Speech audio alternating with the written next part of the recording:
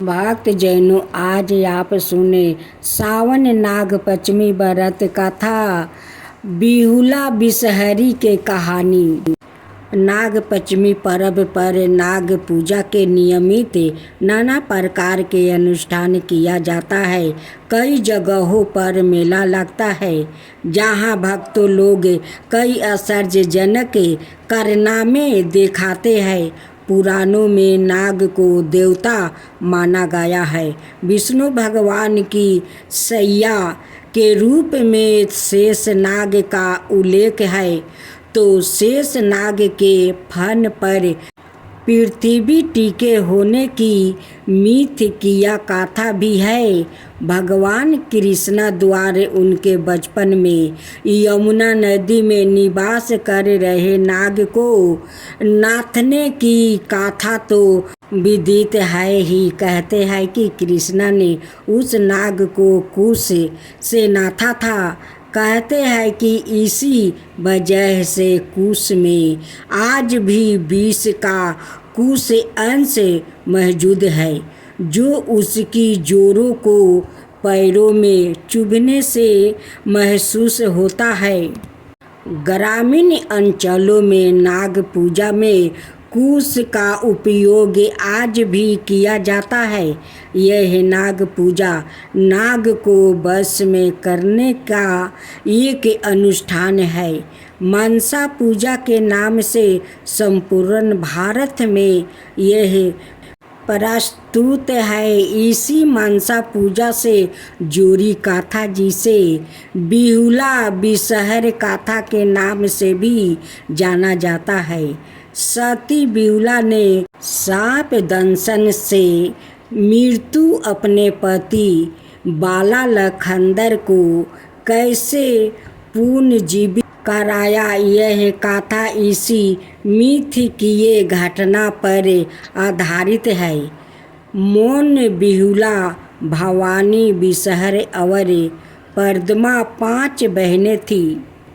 इनका जन्म संदेह के माया तालाब में भगवान शंकर के स्नान करने के दौरान उनकी टूटी जाटा से हुआ बताया जाता है।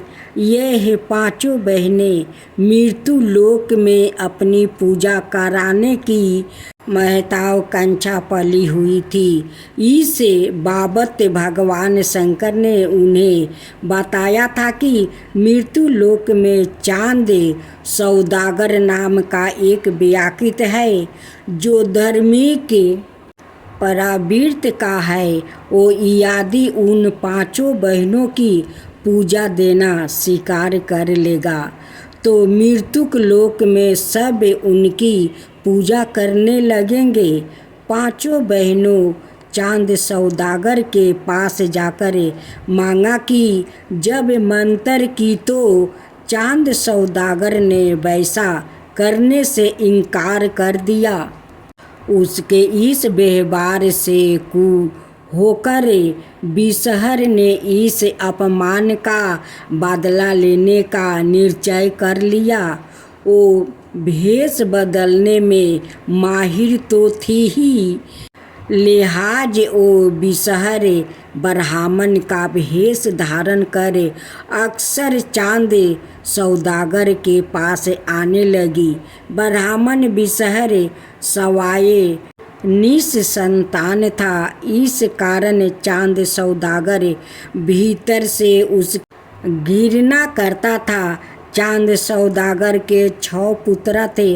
उनके घर आकर ब्राह्मण भेषधारी बिसहर जिस जगह पर बैठता था, उसके चल जाने के बाद चांद सौदागर उस जगह की मिट्टी कटवा कर हटवा देता और नई मिट्टी लाकर उस जगह को गोबर से लिपवा देता था। यह जानकर ब्राह्मण बिसहर ने सोचा कि निसंतान होने के कारण ही यह सौदागर मेरा इतना अपमान कर रहा है और बाहर से भक्ति भाव दिखाता है। बिसहर ने चांद सौदागर से इसका बदला उस भी निसंतान बना कर लेने का निश्चय कर लिया। सौदागर ने जब बड़े बेटे का विवाह किया तो सुहाग रात में ही बिसहर ने सांप भेजकर उसे कटवा दिया, जिससे उसकी मृत्यु हो गई। चांद सौदागर के 6 पुत्र बारी बारी से सुहाग रात में ही सांप डंस का शिकार होकर मर गया। वो भी अब बिसहर की तरह ही निसंतान हो गया। घर में 6 विधवा बहू अपने दुर्भाग्य पर छाती पीट रही थी। उसकी इस दुर्दशा पर ब्राह्मण भेषधारी बिसहर मन ही मन खुश थी। कुछ समय बाद चांद सौदागर को फिर एक पुत्र हुआ, जिसका नाम रखा गया बाला लखंदर। चौकी पहले ही उसके 6 पुत्र शादी के बाद सुहाग रात में ही सांप दंशन से मर चुके थे। इसलिए चांद सौदागर बाला लखंदर का विवाह कराना नहीं चाहता था। ब्राह्मण भेषधारी बिसहर बाला लखंदर को भी मौत देने का उपाय सोचने लगी। वो चांद सौदागर का गुरु तो था ही, लिहाजा सौदागर की मति फेरते हुए उसे बाला लखंदर की शादी के लिए राजी कर लिया। बाला लखंदर का विवाह बिहुला से हुआ। इसमें भी बिसहर भेषधारी की महत्वपूर्ण भागीदारी रही। बिहुला सब कुछ जान रही थी।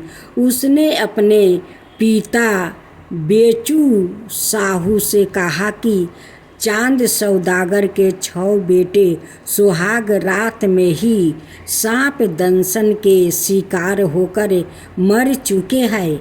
उसके 7वां बेटा बाला लखंदर से मेरा विवाह होने जा रहा है। इनका भी वही हाल होगा, इसलिए इसका पहले ही कोई उपाय किया जाए। बिहुला के ऐसा कहने पर चांद सौदागर को एक संदेश भेजकर बेचू साहू ने एक पुतरा भेजकर उसने ऐसा घर बनवाने को कहा कि जिसमें कहीं भी एक छोटा छेद भी नहीं रहे। पुतरा पाते ही घर बनवाना शुरू हुआ। कारीगर को कड़ी हिदायत दे दी गई कि कहीं भी छेद नहीं रहे। अनाथ कारीगर को पूरे परिवार समेत मौत के घाट उतार दिया जाएगा। ऐसे सुरक्षित मकान बनाने की खबर जब बिसहरनी को मिली तो उसे अपनी योजना विफल होती दिखाई देने लगी। फिर भी उसने हार नहीं मानी और कारीगर को बुलाकर उसे ऐसी छोटी सुराख मकान की दीवार में छोड़ देने पर राजी कर लिया, जिसे आसानी से देखा नहीं जा सकते। मकान बनाकर जब तैयार हो गया तो चांद सौदागर अपने परिजनों के साथ उसका मुहाना किया। उसे वो छेद दिखाई नहीं दिया। वो इस तरह के मकान निर्माण से काफ़ी खुश हुआ। तय समय पर बाला लखंदर का विवाह बिहुला से संपन्न हुआ। वो ससुराल आ गई।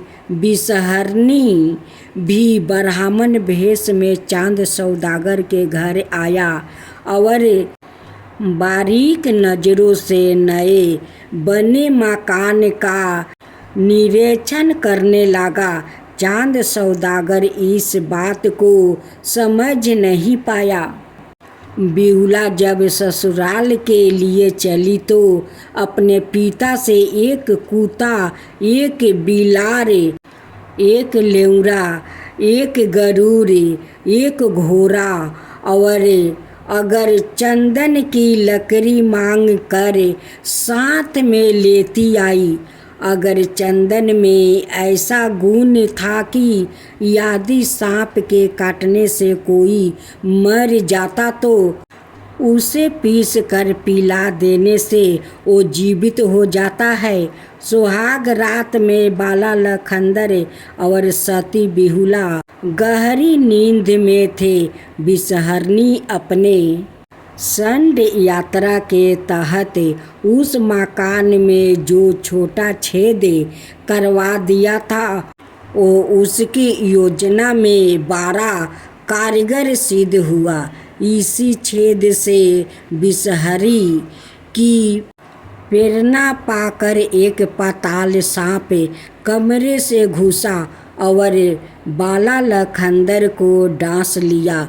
उसने बिहुला को जागने की कोशिश की मगर गहरी नींद में होने के कारण नहीं जाग पाई। कहते हैं कि उसकी यह नींद भी बिसहरी की यह करतूत थी। जिस नागिन ने बाला लखंदर को डांसा वो बिहुला की ही बहन थी। गुरु बिसहरनी ने उसे काफ़ी दबाव देकर और डरवा धमका कर भेजा था।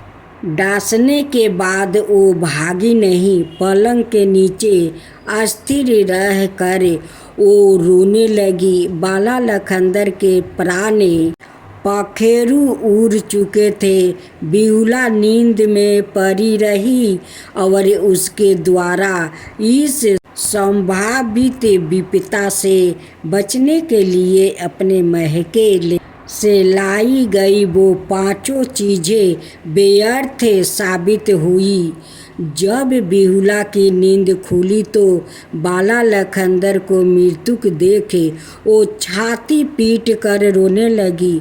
उसकी यह दशा देखे उसके पति को डांसने वाली नागिनी ने उसे सांत्वना देते हुए कहा कि तुम रोवो मत, यदि कहोगी तो मैं अभी तुम्हारे पति को जीवित कर दूंगी, लेकिन बिसहरी की दुर्गति नहीं हो पाएगी। बिसहरी के कारण ही तुम्हारे 6 जेठ और पति मेरे हैं। तुम्हें इसका बदला लेना है। धीरज रखो। अपने पति की लाश लेकर शीघ्र इंद्रलोक के लिए प्रस्थान कर जाओ। उधर बाला लखंदर के मृत्यु की खबर सुनते ही चांद सौदागर की हवेली में कोहराम मच गया। पिता चांद साहू और माँ महेश्वरी समेत 6 विधवा भौजैया छाती पीट पीट कर रोने लगी। सती बिहुला में इतनी क्षमता थी कि वो अपने पति को तत्क्षण जिंदा कर सकती थी, लेकिन ऐसा करके वो अपने 6 जेठों को जिंदा नहीं कर पाती। लिहाजा अपने पति की लाश के साथ 2 मटकी दही और केला के 4 पौधे लेकर इंद्रलोक के लिए प्रस्थान कर गई। इस दौरान जिस नागिन ने बाला को डांसा था बिहुला ने उसे भी अपने जोरे में बांध लिया। बिलार को भी साथ में ले लिया। कुत्ता, लेवरा और गरुड़ को छोड़ दिया। गंगा के किनारे जाकर केला के पौधों का बेड़ा बनाया। उस पर अपने पति की लाश रख बिलार को बैठाकर अपने गंतव्य पर निकल गई। लाश पर दही का लेप चढ़ाती रही ताकि लाश खराब ना हो।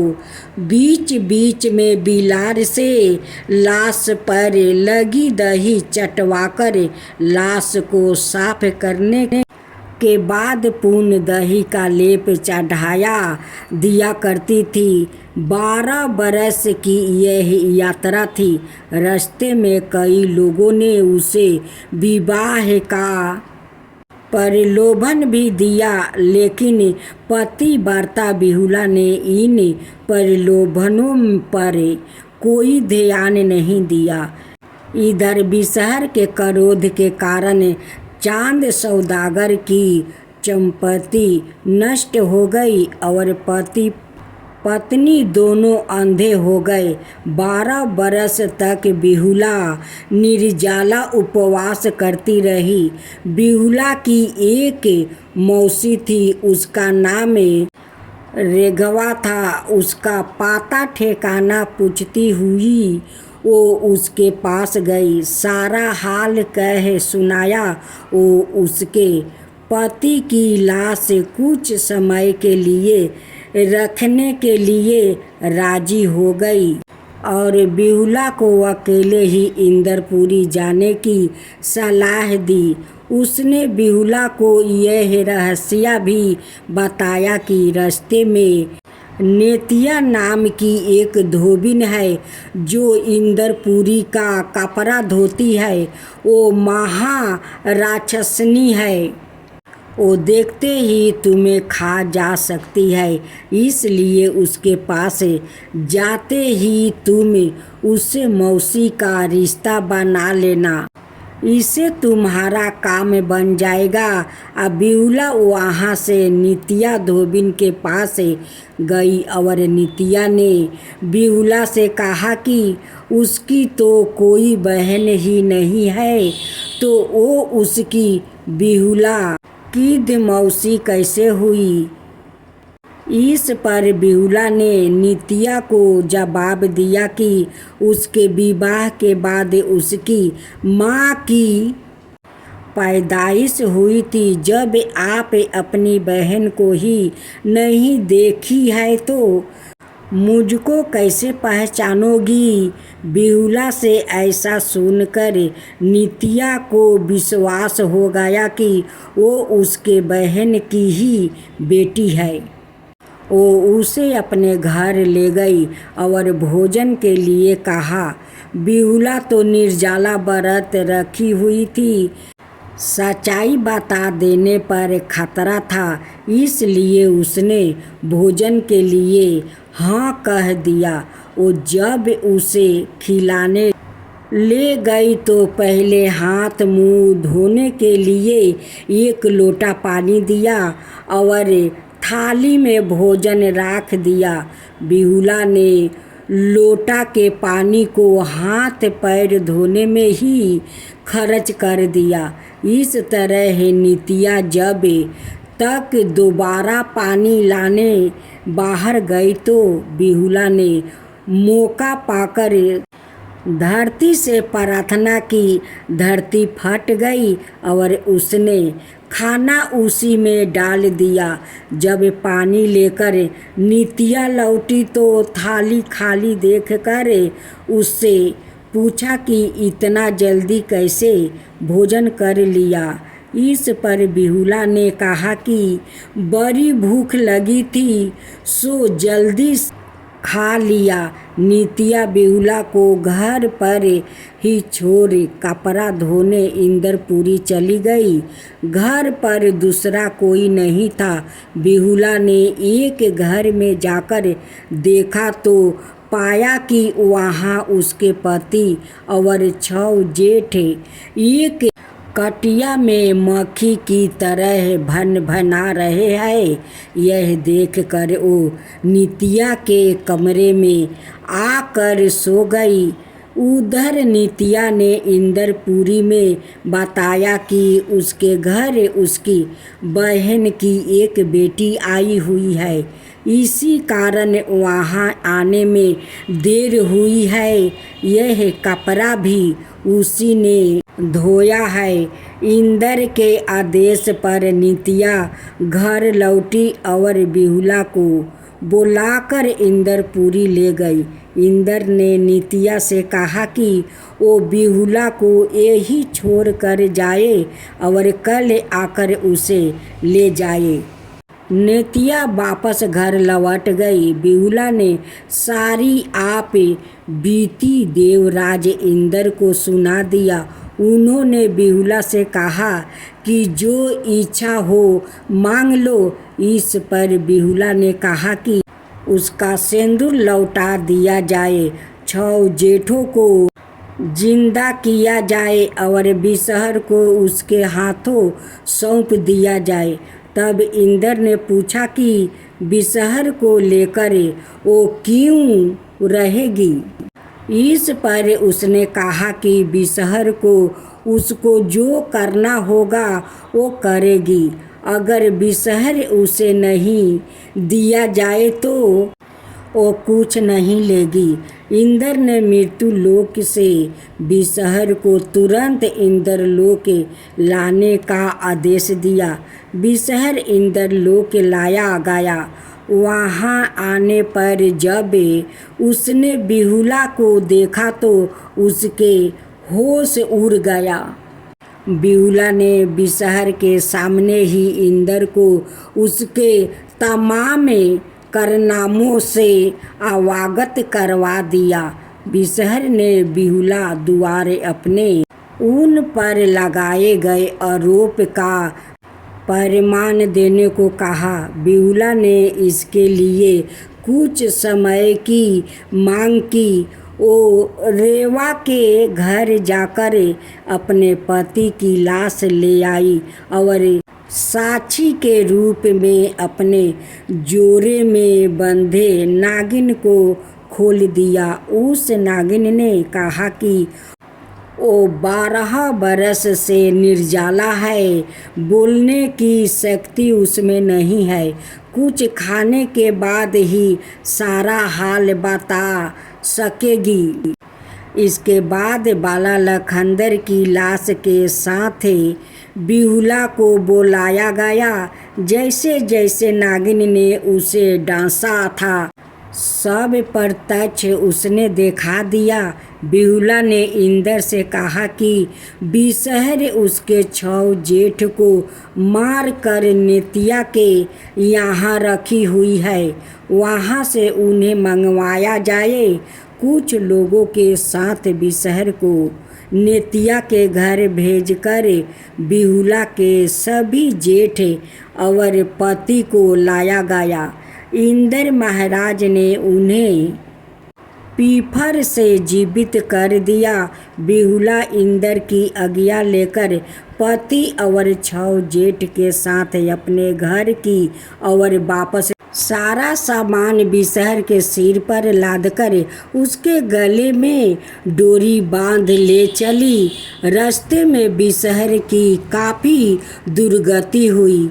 पति की लाश के साथ इंद्र लोक आने के क्रम में जिन लोग ने उसे प्रलोभन दिया था सबको बारी बारी से मुंह से फूंक कर जला दिया। अंत में वो अपने नगर में आई और अपने पति व्रता धर्म के बल पर सारी नष्ट हुई संपदा को वापस ले आई। सास ससुर को जब स्नान करवाया तो उनका अंधेपन दूर हो गया। सास और ससुर को उनका 7 बेटा सामने खड़ा कर दिया। इसके बाद डोरी में बंधे बिसहर को दिखाते हुए कहा कि यह आपके गुरु महाराज है, लीजिए दर्शन कर लीजिए। इतना कहकर गाढ़ा खुदवा कर बिसहर को उसमें दफन कर दिया गया।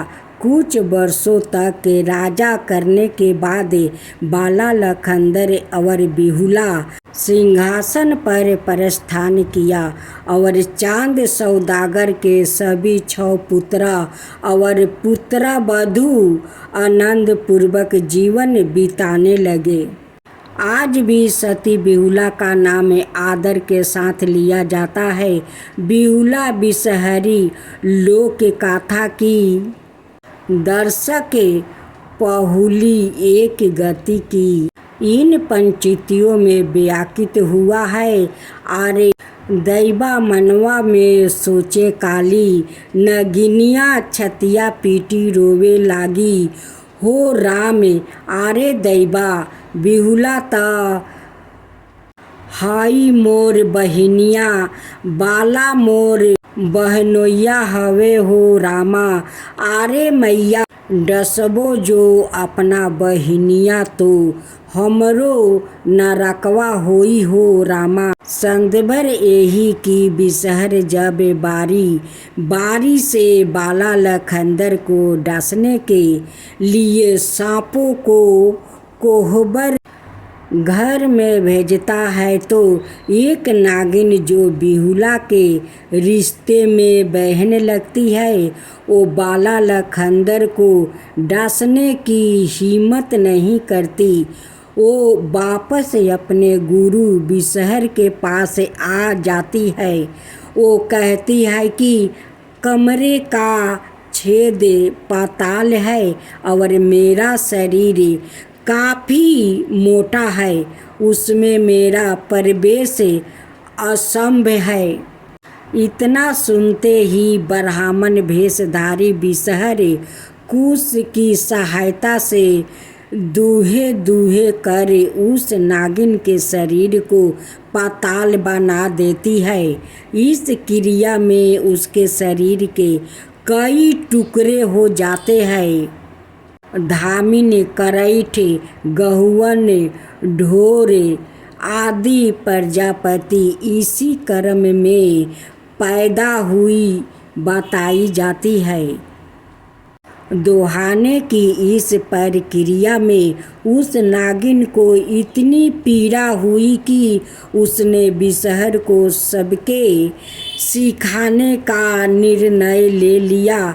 यही कारण था कि बाला को डसने के बाद वो भागी नहीं, वो ही ठहर गई और अंत तक अपनी बहन बिहुला का साथ दिया। बिसहर की जो दुर्गति हुई उसमें उसका भी योगदान कम नहीं था।